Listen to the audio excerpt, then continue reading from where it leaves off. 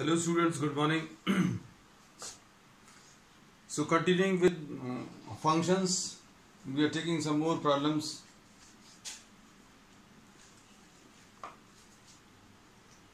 इसमें एक क्वेश्चन है, एग्जाम्पलर का है, एनसीईआरटी एग्जाम्पलर. इसमें show that the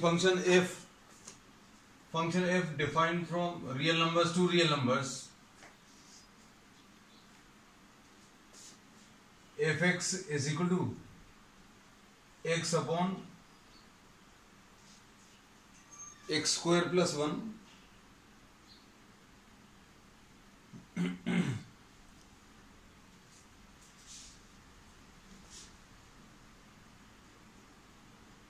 is neither 1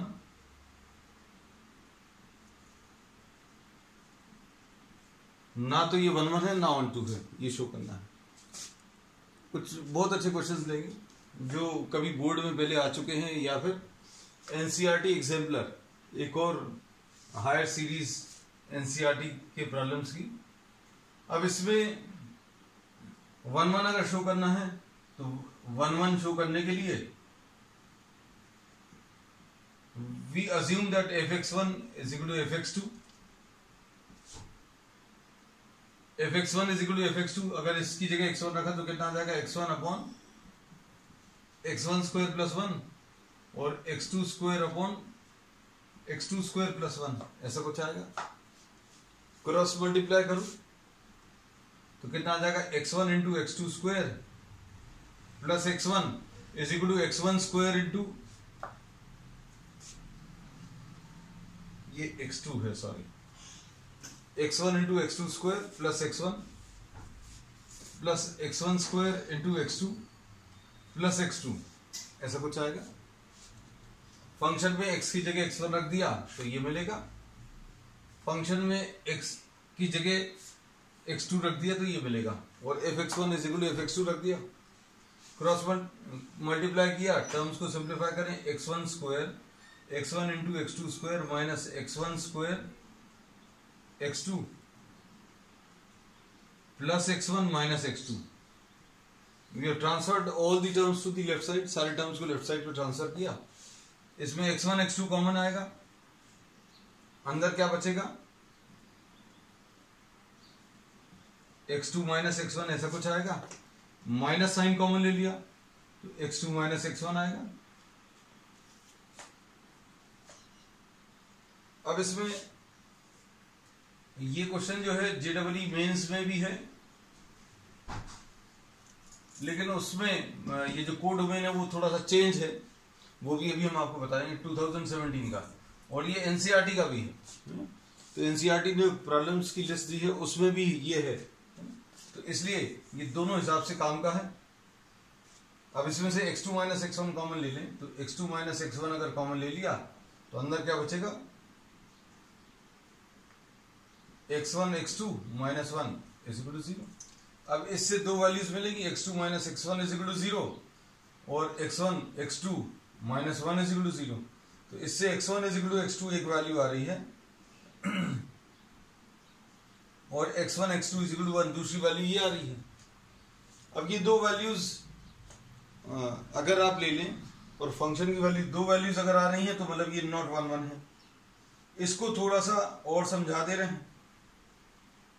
इसका मतलब क्या है, x1 is equal to x2 तो आ रही है वैल्यू, तो इसमें तो ये तो 1 1 इंजेक्टिविटी के लिए ये चाहिए रहता, लेकिन ये वाली वैल्यू को अगर आप ध्यान से देखो, अपना काम यहीं पर खत्म हो गया है. हम बहुत सारी चीजें जो है थोड़ी सी एक्स्ट्रा बताते हैं. तो x2 की वैल्यू कितनी आ गई, 1 अपॉन x1. मतलब दो वैल्यूज मिलेंगी जिसके लिए fx1 और fx2 इक्वल आएंगे. जैसे एग्जाम्पल के लिए अगर आप x1 या x की वैल्यू 2 ले लें, अगर 2 ले लिया तो f2 की वैल्यू कितनी आएगी बेटा, इधर देखो, x की जगह अगर 2 रखा तो ये कितना आ जाएगा, 2 अपॉन 2 स्क्वायर प्लस 1 ऐसा कुछ आएगा. ये 2 अपॉन 4 प्लस 1 आएगा जो कि 2/5 होगा. अब उसके बाद x इज इक्वल टू 1/2 दूसरी वाली value, x2 is equal to 1 upon x1 अगर ये ले लें तो x की वैल्यू 1/2, ये अगर ले ले तो f1/2 की वैल्यू निकालो। f1/2 की वैल्यू ये 1/2 अपॉन 1/2 का होल स्क्वायर प्लस 1 ऐसा कुछ आएगा, और इधर ये 1/2 अपॉन 1/4 प्लस 1। सिंप्लीफाई करो जरा, सिंप्लीफाई करने पर क्या वैल्यूज आ रही हैं देखकर बताओ।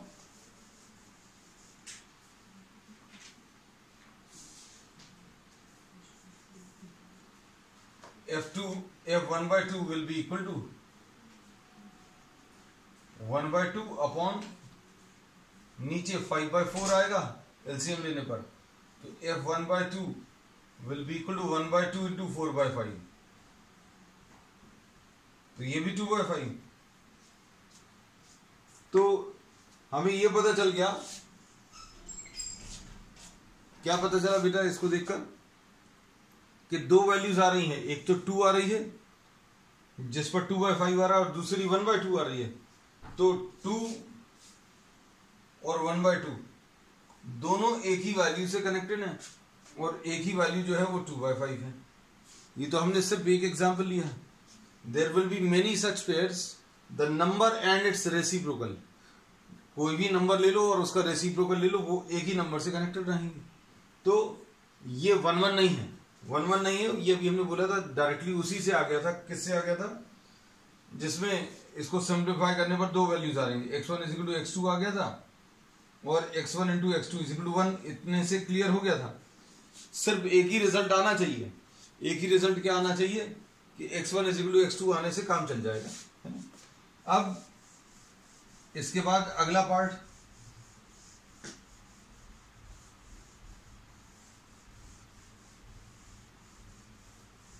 अरे क्वेश्चन भी रब कर दिया अभी हमने। क्वेश्चन बता देंगे, चलो याद तो होगा तुम लोगों को।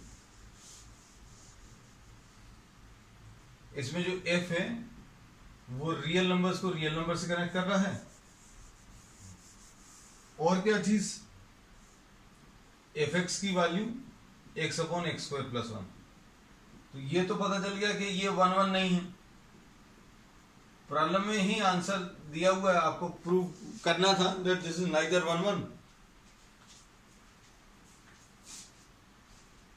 Nor onto. ना तो ये 1 है ना ऑन टू है, ये दोनों चीजें शो करनी थी। अब इसके बाद नेक्स्ट पार्ट इसका, नेक्स्ट पार्ट में हमें सर्जेक्टिविटी,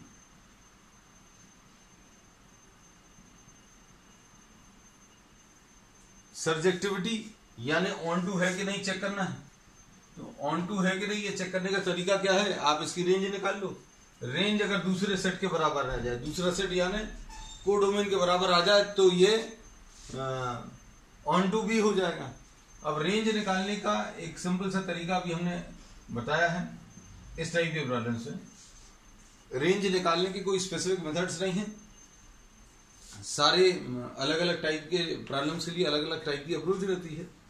अब जैसे इस प्रॉब्लम में अभी हम लोग देखें तो डिनोमिनेटर 0 नहीं होना चाहिए अगर फ्रैक्शन दिया है। जैसे अभी हम लोगों ने इसमें ये बोला कि x को जो वैल्यूज दे सकते हैं वो डोमेन है, और x की वो वैल्यूज रखने पर जो आंसर आएगा वो रेंज है। तो रेंज निकालनी है मतलब y निकालना।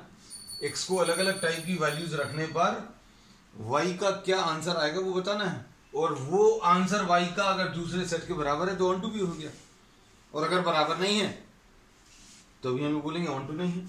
अब देखो इसमें इसको सिंप्लीफाई करने के लिए x will be equal to y × x² + y ऐसा कुछ आएगा, लिख सकते हैं।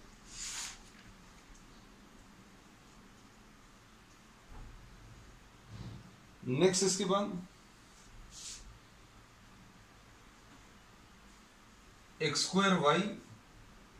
x² y minus x plus y equal to 0 ऐसा कुछ लिख सकते हैं। सारे टर्म्स को एक तरफ ट्रांसफर कर लिया।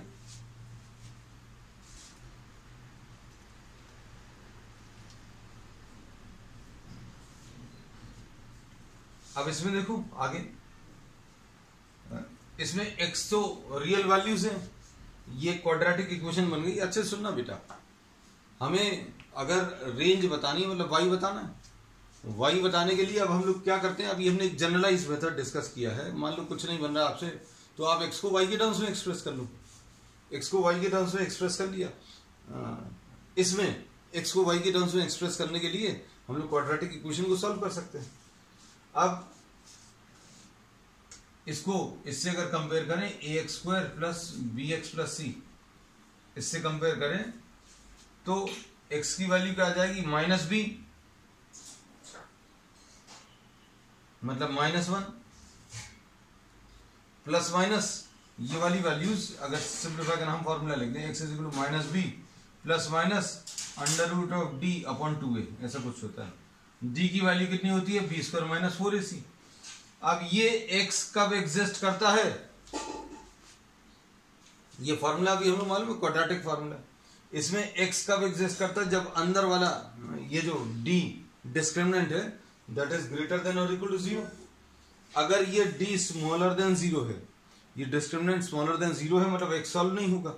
तो अब हम लोगों को ये तो मालूम है, अच्छे सुनना, बात को समझना, ये सब क्यों बोल रहे हैं अभी हम।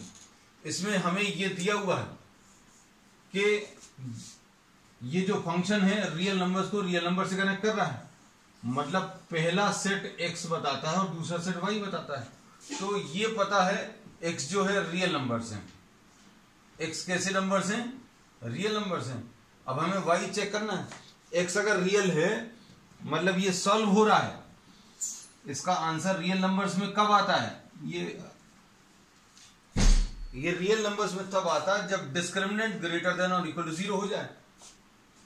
x की वैल्यू सॉल्व करी, x की वैल्यू सॉल्व करने पर ये √d आ रहा है, तो इसका आंसर तो तभी निकाल पाओगे ना जब ये रूट के अंदर वाला नंबर पॉजिटिव होगा। अगर रूट के अंदर वाला नंबर नेगेटिव में होगा तो ये सॉल्व ही नहीं होगा। तो अभी हम बार बार यही बात कर रहे हैं कि भैया x तो है और x कैसा है, रियल है। x अगर रियल है मतलब डिस्क्रिमिनेंट जो है दैट इज ग्रेटर देन और इक्वल टू 0। तो डिस्क्रिमिनेंट कितना आ जाएगा, b² - 4ac। अब b² कितना है बेटा, b² यानी x के साथ वाला नंबर, तो यह आ गया -1 का स्क्वायर -4 इंटू a क्या है, x² के साथ वाला नंबर, x² के साथ वाला नंबर ये है, और c यानी ये y, this is greater than और इक्वल टू 0, ऐसा कुछ आ गया। अब इसके बाद बताओ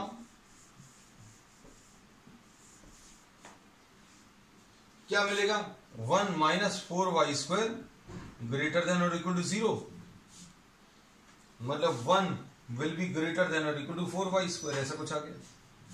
देखो वैल्यू अपने आप आ गई, y के बारे में जो इंफॉर्मेशन चाहिए थी वो हम लोगों को मिल गया।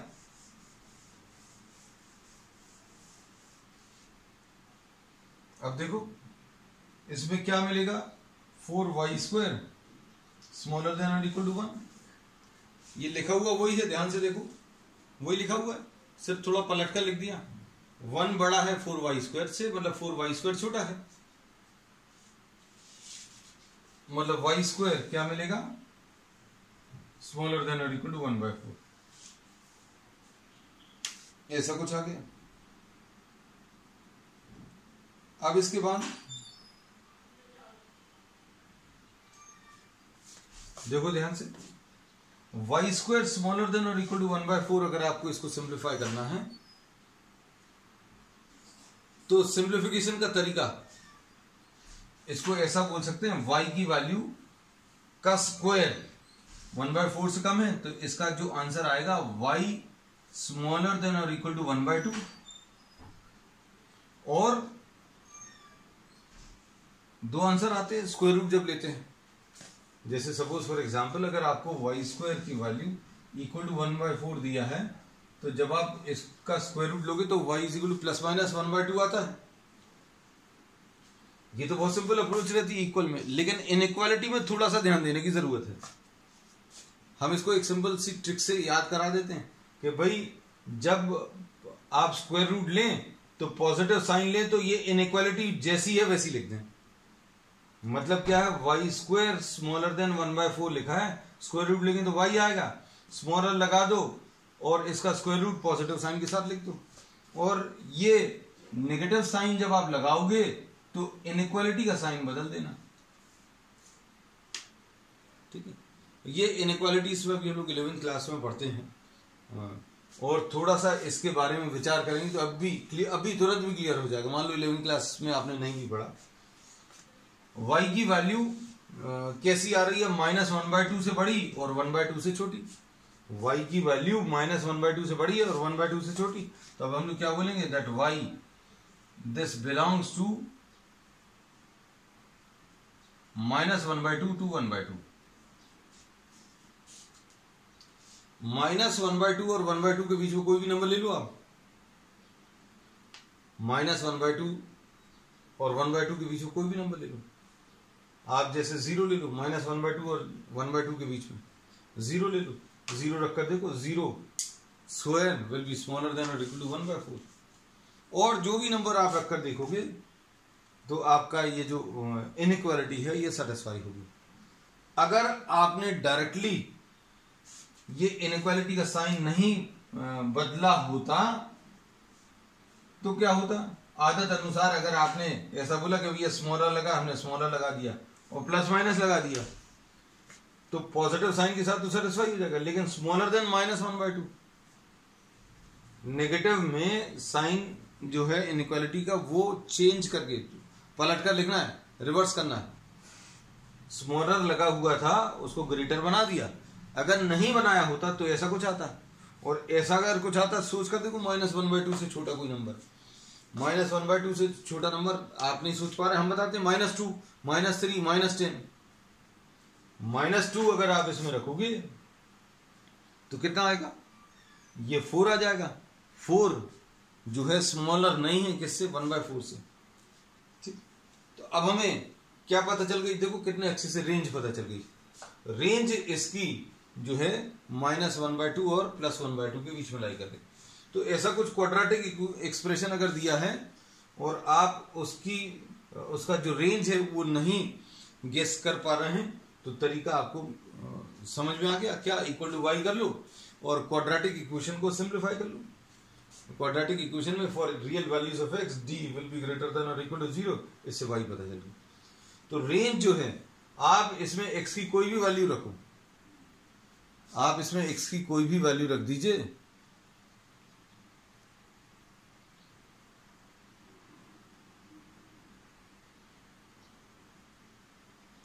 x की कोई भी वैल्यू रखेंगे तो y की वैल्यू जो है -1/2 से +1/2 के बीच में लाई करेगी।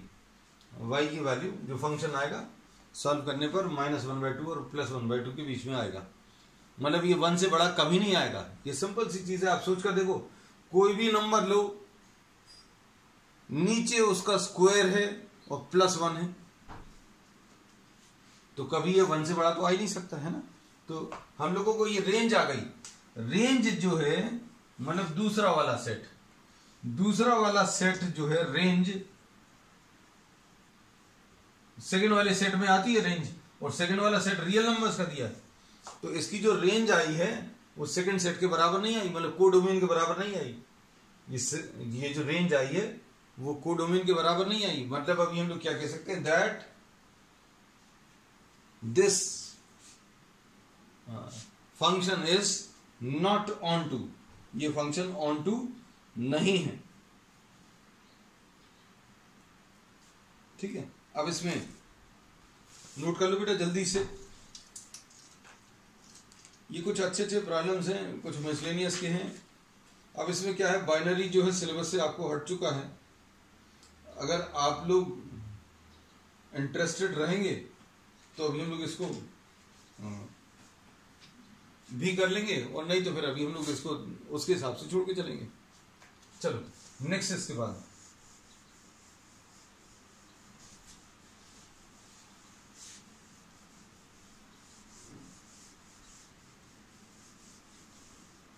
तो ये फंक्शन कैसा था, this is neither 1/1 nor on to.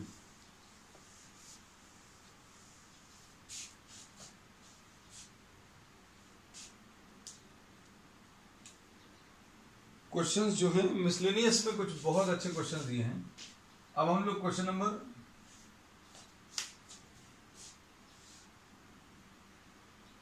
4 ले रहे हैं। क्वेश्चन नंबर 4 में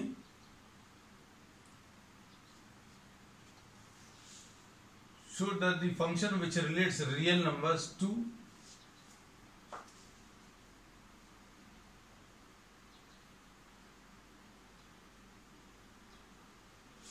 रियल नंबर्स को रिलेट कर रहा है किससे? एक्स से,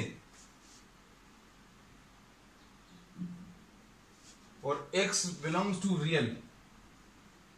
ये देखो बहुत अजीब से तरीके से देते हैं कि बच्चों को कंफ्यूजन हो जाए, ये पता नहीं क्या आ गया। X greater than -1 and smaller than 1।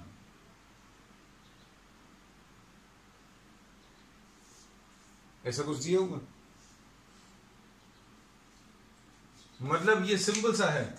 इसमें रियल नंबर्स को आपने किससे? -1 और 1 के बीच के नंबर से रिलेट किया। इसको सिंपल भाषा में अगर लिखें,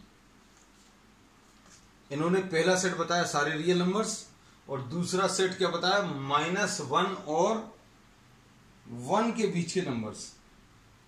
और फंक्शन जो दिया है f(x), this is equal to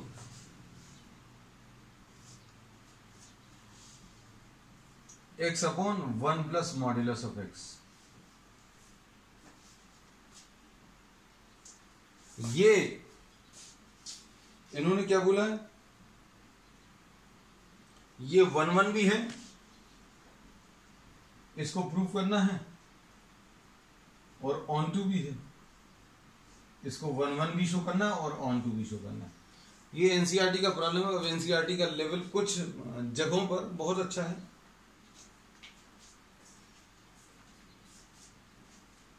लेकिन मोस्ट ऑफ द केसेस में अभी हम आपको यही बोलते हैं कि आपको थोड़ा सा मैथ्स में एक्स्ट्रा करना पड़ेगा। फिजिक्स में तो एनसीईआरटी का लेवल बहुत अच्छा है, क्वेश्चंस आर वेरी गुड, और मैथ्स में अगर आपको कुछ थोड़ा सा ज्यादा अच्छा करना है, you have to use a reference, कोई ना कुछ यूज करें। अब इसमें ये 1 भी है और ऑन टू भी है, ये शो करना है। 1 और ऑन टू शो करने के लिए हम लोग फंक्शन को अगर देखें, इसमें देखो ये मॉड्यूलस फंक्शन दिया है। मॉड्यूलस की खासियत क्या है? ये अंदर वाले नंबर्स को पॉजिटिव बनाकर आउटपुट देता है। इसकी खासियत ये है, ये मॉड फंक्शन की, कि इसमें आप कुछ भी इनपुट दे दें और कुछ भी दे भी सकते हैं। पहला सेट क्या है? x बताता है, पहला सेट इसका x बताता है। तो x को क्या दे सकते हैं आप? x को कुछ भी वैल्यूज दे सकते हैं, लेकिन ये क्या करेगा? इस मशीन के अंदर, इस फंक्शन के अंदर आप जो भी डालेंगे ये पॉजिटिव नंबर्स में चेंज कर देगा। इसको अभी हम लोग थोड़ा दूसरे तरीके से भी बोलते हैं। हम लोग ऐसा भी बोलते हैं कि ये अंदर अगर आप इस मशीन में पॉजिटिव नंबर डालोगे तो कोई चेंज नहीं करेगा। आपने 5 डाला, 5 ही आंसर बताएगा। लेकिन अंदर आपने अगर नेगेटिव नंबर डाला, अंदर अगर आपने नेगेटिव नंबर डाला तो क्या करता है? ये उसको पॉजिटिव में चेंज कर देता है। ये तो अपन को मालूम है, लेकिन हम इसको ऐसा बोलते हैं कि अगर नेगेटिव इनपुट है तो ये उसको नेगेटिव साइन से मल्टीप्लाई कर देता है।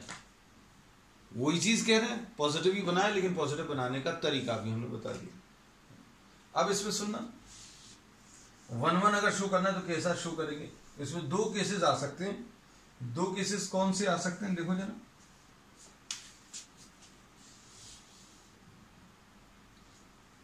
सपोज x is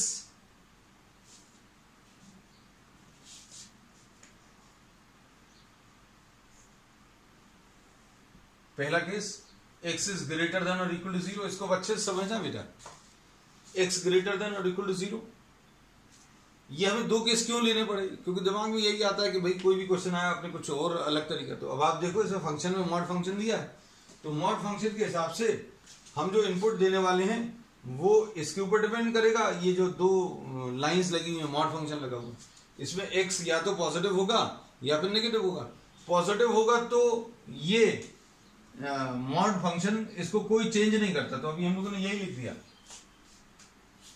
कि अगर x ग्रेटर देन और इक्वल टू 0 है तो f(x) बिल्कुल सिंपल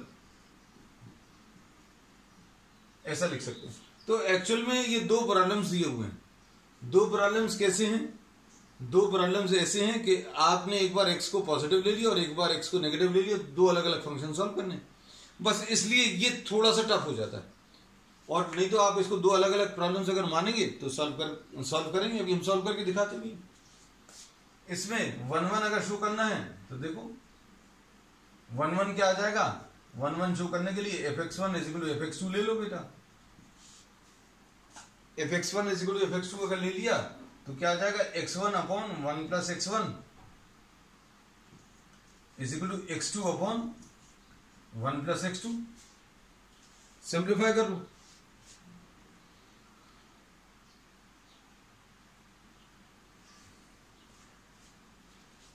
अब उसके बाद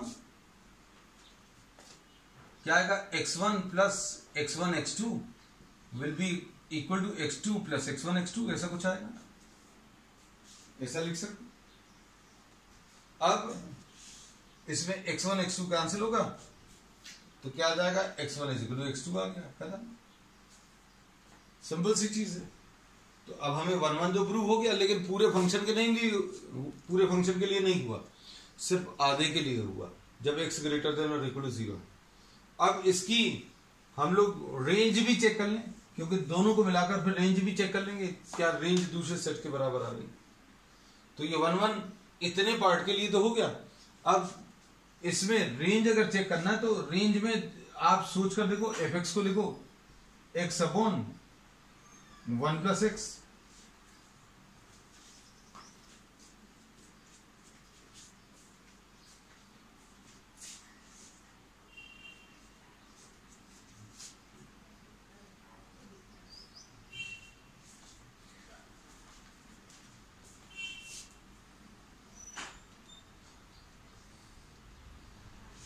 अब इसमें देखो बेटा, इसमें क्या बोल सकते हैं, fx = x अपॉन 1 + x है। अब रेंज देख रहे हैं, रेंज देखने के लिए आप x की कुछ भी वैल्यूज रखिए। x की कैसी वैल्यूज रखेंगे, > 0। इसको सॉल्व करने के तरीके देखना ध्यान से। हमने इसमें ये बोला कि x की वैल्यू कैसी दे रहे हो, इसमें कैसा इनपुट दे रहे हो, x की वैल्यू 0 या 0 से बड़ा। अगर आपने 0 रख दिया, 0 अगर रख दिया तो इसका आंसर 0 आ जाएगा। इसका आंसर कितना आ जाएगा, 0 आ जाएगा, है ना। और अगर आप कोई भी वैल्यू रखकर देखो, जैसे 1 रखो तो 1 अपॉन 1 + 1, मतलब ऊपर वाला नंबर छोटा रहेगा, नीचे वाला एक ज्यादा ही रहेगा, एक बड़ा।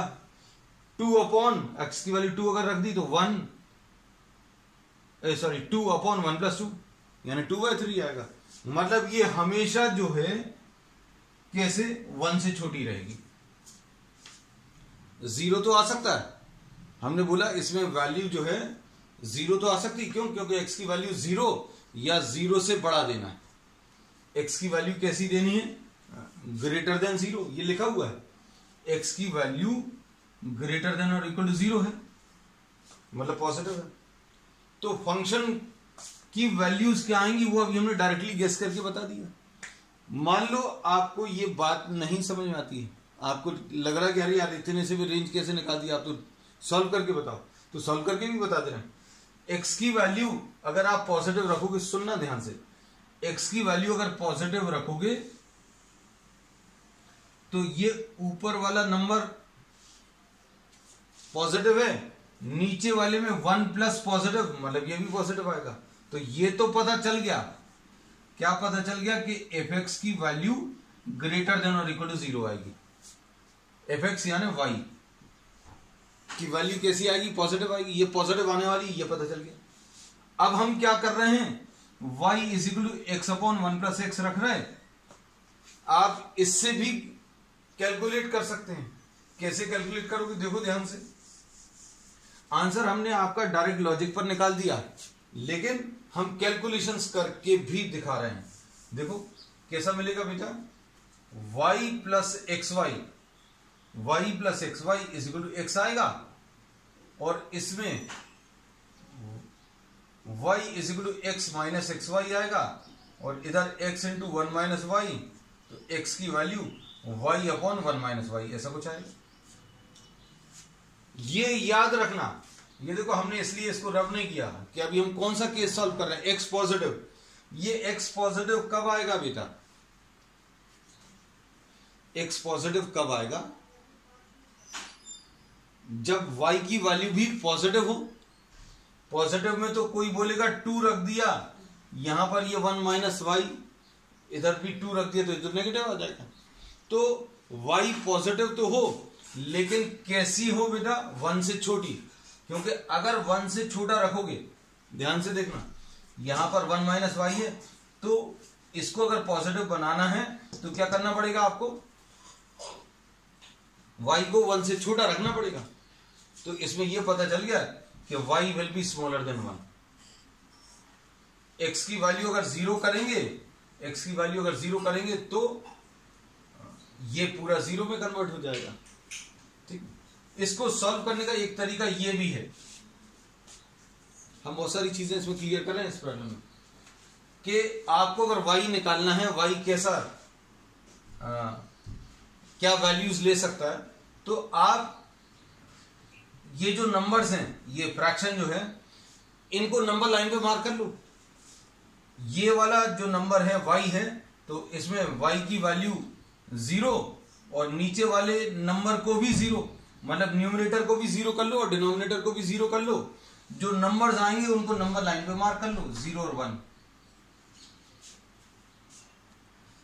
हमें क्या चाहिए है, y upon 1 minus y, y upon 1 minus y x है और x पॉजिटिव चाहिए, मतलब कुल मिलाकर y अपॉन 1 माइनस वाई कैसा आना चाहिए, ग्रेटर देन और इक्वल टू 0। तो ये इनइक्वालिटी वाला पार्ट 11th क्लास में होता था, लेकिन मान लीजिए आपको नहीं मालूम, तो अब हम एक सिंपल सा तरीका बता दे रहे हैं।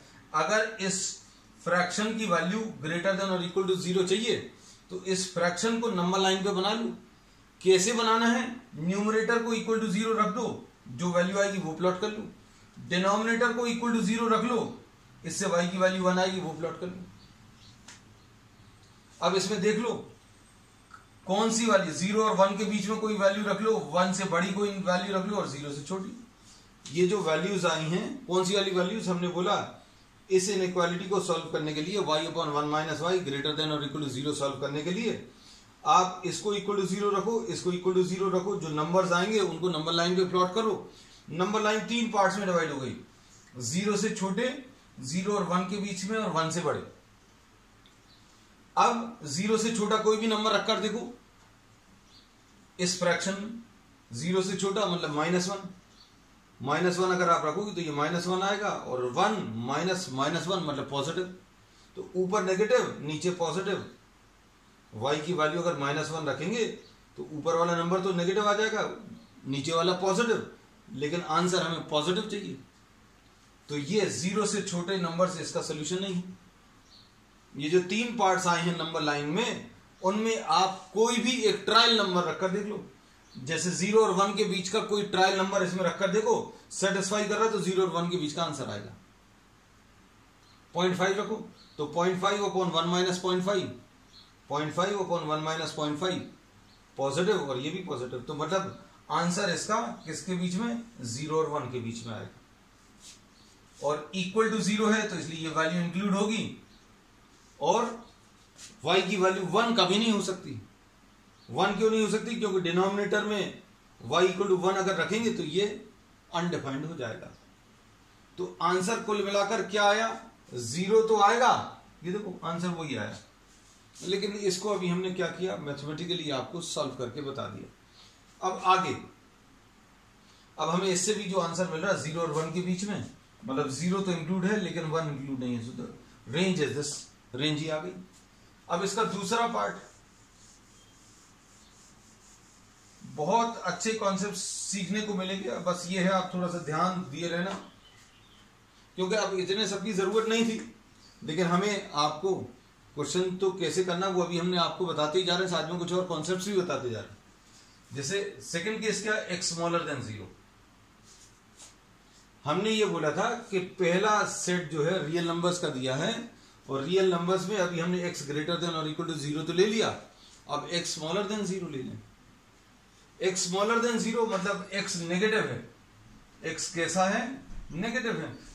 तो ये वाला फंक्शन क्या करता है, ये मॉड फंक्शन क्या करता है, अगर अंदर आप नेगेटिव नंबर डालोगे तो पॉजिटिव में कन्वर्ट करता है। हमने इसको एक और तरीके से बोला है क्या, कि ये अंदर वाले नंबर को माइनस साइन से मल्टीप्लाई करता है, ऐसा बोल दिया था। तो अब देखो x अगर नेगेटिव है तो बेटा क्या आ जाएगा, fx की वैल्यू आ जाएगी, x तो ऐसे ही लिखा हुआ है 1 प्लस मॉड्यूलस ऑफ x। चूंकि ये x स्मॉलर देन 0 है, नेगेटिव है, तो ये क्या करेगा, अंदर वाले नंबर को माइनस साइन से मल्टीप्लाई करेगा। तो ये नया फंक्शन बन गया। नया फंक्शन क्या आ गया, x अपॉन 1 माइनस एक्स। ठीक, अब इसमें 1 1 जो करना है तो fx1 is equal to fx2 ले लो, तो क्या आएगा, x1 upon 1 minus x1 is equal to x2 upon 1 minus x2। Simplify करो, क्या आएगा बेटा, हम थोड़ी सी जगह यूज कर लेंगे यहां की भी। क्या आएगा, x1 minus x1 x2, x1 minus x1 x2 is equal to x2 minus x1 x2। ये कैंसिल होगा तो क्या मिलेगा, x1 is equal to x2 मिल गया, 1 1 हो गया। ऑन टू प्रूव करना तो रेंज निकालना पड़ेगा। रेंज कितनी आएगी,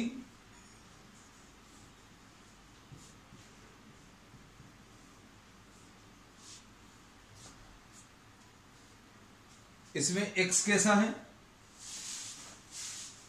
स्मॉलर देन 0 है, x स्मॉलर देन 0 है, इसका मतलब क्या है,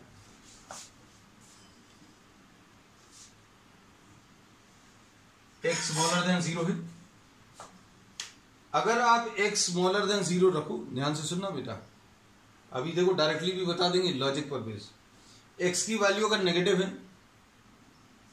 तो ऊपर नेगेटिव नंबर है और 1 माइनस नेगेटिव नंबर,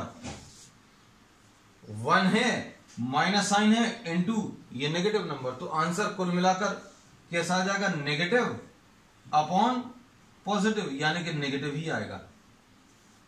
तो अब ये तो पता चल गया, क्या पता चला बेटा, कि fx जो है वो कैसा आने वाला है, 0 से छोटा आने वाला है। और 0 से छोटा कहां तक जाता है, 0 से छोटा मतलब नेगेटिव। नेगेटिव कोई बोलेगा तो भैया -2 रख लो, -2 -3 या -0.5 अगर रखकर देखो, इसमें देखो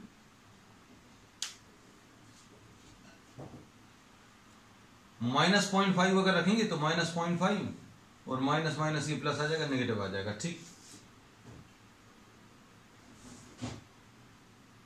अब इसमें इसको सिंप्लीफाई करके अभी हम बता दे रहे हैं बिल्कुल इसी तरीके से। आप क्या करें, fx is equal to x upon 1 minus x है, इक्वल टू y लिख लो।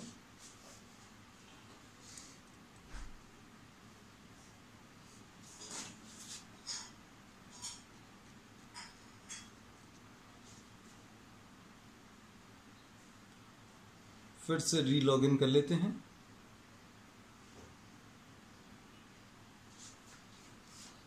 तो ये कितना आ जाएगा, x is equal to y minus x Y,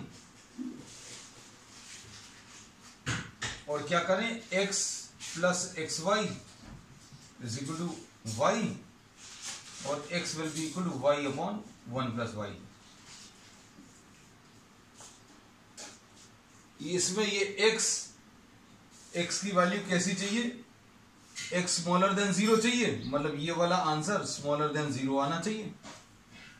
अब स्मॉलर देन 0 कैसा आएगा,